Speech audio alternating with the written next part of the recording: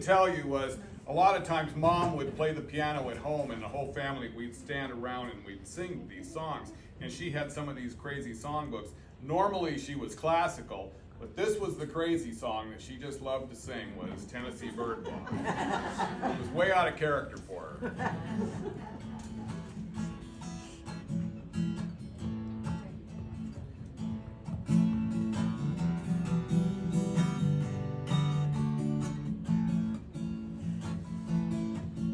So this guitar is new to me.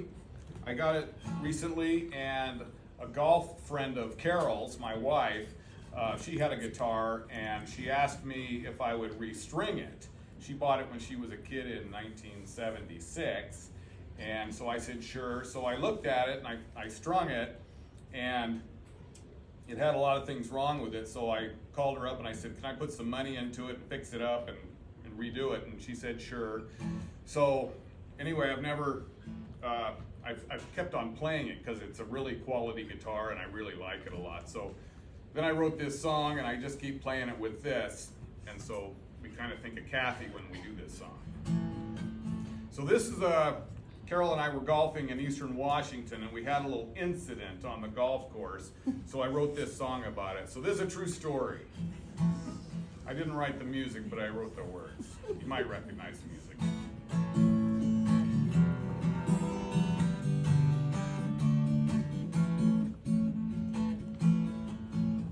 The stories abound at the golf club in town. At Bear Creek the golf course is pretty. The greens they run true and the fairways do too, but the outhouses are kinda shitty.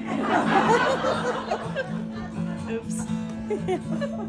The day was so hot, we should ride, they both thought. They rented a cart and were grateful. On number 14, just behind the last green, was to change the whole day and be faithful.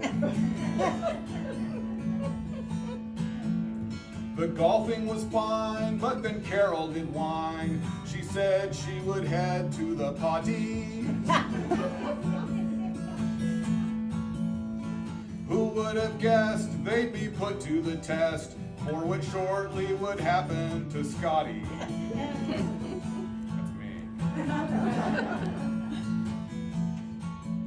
Carol went through the door, and I'm sure that she swore when she set herself down on the cold throne. She looked all around, it just couldn't be found, just a safe place to put down her iPhone. Oh no.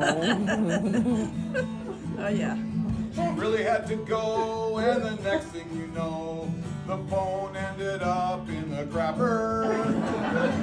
She knew it was gone, it went right down the john, and it made quite a splash and a splatter. She hollered to Scott that the phone's in the pot. He jumped in the cart and came running. There's no time to lose, he stared into the ooze, being sure he'd be into the plumbing. He threw back the seat, there's no time to retreat. His hand he thrust down in the Hoover. He found it real quick, there's no time to be sick. Carol shouted that Scott is real super.